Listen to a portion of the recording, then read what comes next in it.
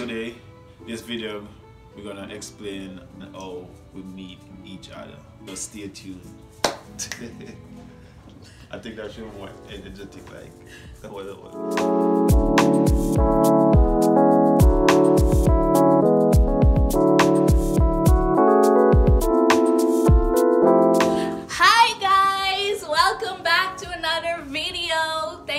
Tuning in back with us. It's tripleLL TV, and you know we're here to talk about how we met. As you guys know, our last video we explained that we were gonna be doing this video for you. So as promised, here we go. I think I'm gonna let him explain from his point of view first, and then I'll say from my point of view. What do you remember about how we met? Saying down. Alright, so let's get into the video and let me explain I know the beginning to the end. We'll try not to make the video too long, but I'm gonna try to put in the most important parts, right? Just tell the people what you remember, because you know you don't remember much. She can't do that. I got a good memory. So alright, this is how it started. At my job, this friend and he told me that there was gonna be a party at his cousin's house. And it was the weekend, so I'm off the weekend. And so alright, cool. Reached the party now, cut long story short. Oh yeah, it was me and my brother. I went to the party. Yeah, music was playing, people was drinking and all that. I went inside.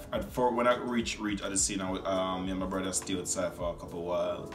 Go and look, view the place and stuff like that. And I mean, seeing girls pass by and stuff like that. So yeah. So we just the one corner, just go and view the place. So me and my brother, we went inside. Yeah, I think it was like reggae music playing. That's our scene, that's our vibes right there. So as usual, have our own corner. So some girl was dancing on the floor, and that's how I spot her dancing and said, girl that dance really good. And for me, you know, I would go to a girl and start dance with her without asking question, but I don't know, for some reason you come to my mind and say, no, you know, let me ask this girl so we can get a dance, you know. Just give a brother the message and say, hey, go to that girl and tell him someone to dance to her. No. You came up behind me and said, can I get a dance? Oh, yeah, she right. I did, yeah. Yeah, so I went up behind her and I asked her before and then start dancing. She look around. You know, female don't look around and love, make sure the guy cute or what, you know, that's why. But she look around and then she start dancing, and so I figured that's okay. And then we start dance. Huh? You don't know this story. You didn't buy it. You don't know the story. You don't know the story yet. After we finished dance, you went outside. That's when you told your brother to ask me to come outside. Yeah, that's when I told my brother, say, hey, yo, we call the girl, tell the girl to call her. At that time, you have a car outside, you know, them charger. Them time the charger was in style, I mean, mine was Emmy with some big, with some big exhaust, so you know, the big exhaust, and that big powerful sound, so you know, girls get turned on by them manly sound carry, you know what I mean? So I think that kind of draw attention more. Alright, he done went through his part. Here is how it really went. I'm about to juice it up.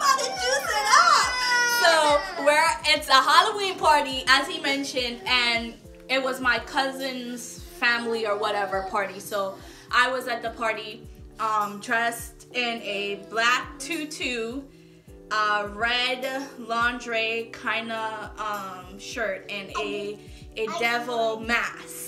I'm sitting on the couch and in walks this 6 foot tall, handsome looking fella. But I'm like, I looked at him and I didn't look at him from head to toe. I looked at him from his shoes up.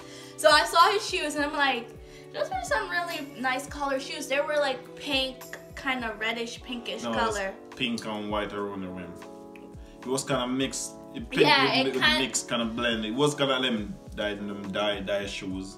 Yeah, and it was a D&G to be exact. And I'm like, those are some nice shoes. And then he had on this white pants. And then I worked my way up to his belt. And his belt was those big Jamaican flat buckles belt. So the first thing that went into my head was like, I wonder he's Jamaican or if, you know, he's kind of these Americans that they're, you know, family's Jamaican and they claim to be Jamaican. And then I made my way, I was up to his shirt. I'm like, damn, he got style. His shirt matches his shoes perfectly. And when I mean perfectly. And then his hat was a white hat. So I'm like, he got style. Like, he looks good, handsome. And then boom, he turns to the right. And the cheekbones. I'm like, look at them cheekbones. Your girl was eyeing him down. So I see him go where the dance floor was, and I'm like, I gotta make myself known. So I'm like, if he's Jamaican, he's gonna notice me dancing because obviously I'm from the Caribbean, so I know how to dance. So I go on the dance floor and I started dancing. So when he mentioned, he came up behind me and I looked around. When I looked around, I was like, thank you, Jesus. You worked. And so we danced and then he disappeared. He went outside. And so I continued dancing with my cousin and this short fella, short dark-skinned fella, came and touched me and was like, yo. And that's when I heard his brother's accent. And he's like, you know, my brother, he wants to talk to you. He's outside. So from I heard his brother's accent, I'm like, yeah, they gotta be Jamaican. And I looked out the window and there he was. So I went out behind him and he took me to his car. Well, at first I wasn't thinking, oh, this is your car, it's a nice fancy car or whatever, because I don't really know cars, so I didn't know, hey, this is a Charger, this is fancy, nothing like that. I just went and I sat down in the car and he started playing Popcorn, right? I think. Yeah, it was a Popcorn song and it was a really popular song at the time. Yeah, I remember that song, but I think it was a Popcorn. Yeah, and it was really popular at the time. So I was like, whoa, and I started singing, and he's like, how you know this? And I'm like, cause I'm from Guyana. And he was like, where? And I'm like, Guyana. At that time, it's the Caribbean. I don't know what. The closest word I know is Ghana. When she mentioned Guyana, I said like, where is Guyana? I mean. Not to diss anyone or disappoint anyone, but he just didn't. I didn't know. I mean, she's the first Guyanese person I've ever met, so. Yeah. And so, like, we were talking, you know, he's like, yeah, you're from Guyana, how long you been here? And at that time, you've only been here for a year, right? But I've been here for... Probably a year and a couple months. 6, I think. And, no, 4 or 5 years. However... I've been here long enough. You know, we talking, we chit-chatting and stuff. And then he's like, all right, I gotta get back to my brother. I'm like, all right, cool. You want to exchange numbers? So we exchanged numbers and he asked me for a kiss, so I kissed him. I'm not gonna lie. I know I kissed him the first time I met him. I don't know him and I kissed him, but your girl is proud of that kiss. Your girl don't care because your girl was eyeing him up from the beginning of the night. And then we went back to the party. My cousin, she was kind of drunk and she was like all over him and stuff. Like, and he was like, no. And you know, we just had a good time for the rest of the night. Do you remember what happened after then? Cops came and he disappeared.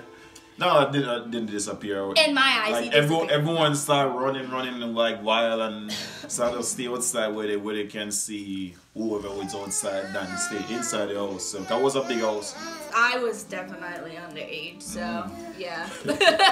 I was not 21. That was a house party. I mean, so you gotta find underage.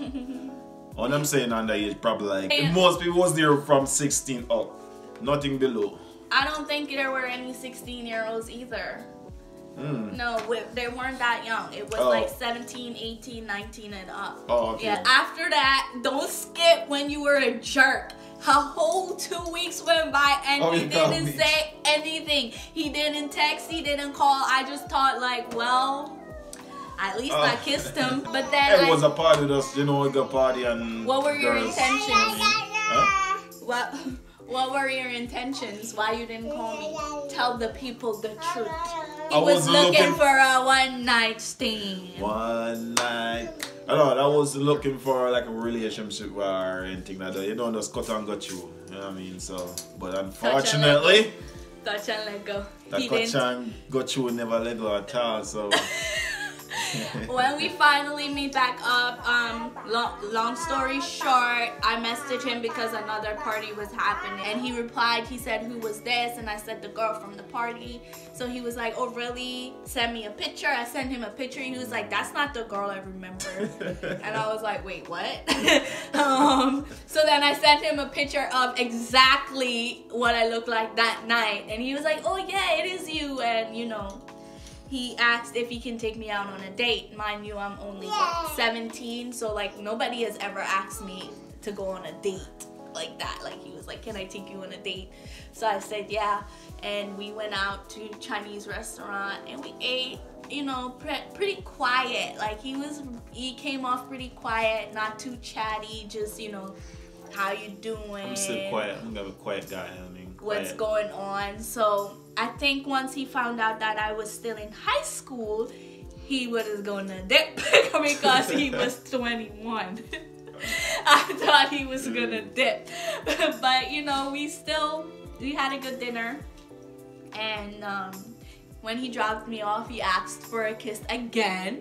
So I felt like, all right, girl, this is you right here. So I kissed him, and from then he used to come over every day before he went to work at night, pick me up from school because I was a senior and I was scheduled to graduate in January, so I was only going to school half a day. So he would pick me up at 12 and we would go hang out in my house until it was time for him to go to work. And then from there he started coming to my house from work and trying to dip, because my mom goes to work like 6 o'clock in the morning, and he would come in from work because he would come home like 7, and then he would try to dip before my mom came home from work. Look at that time, I said, oh, mommy coming home.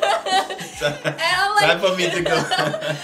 You know you don't have to do that. My mom knows that you come here. My mom knows that you stay, she know, but she don't see me there.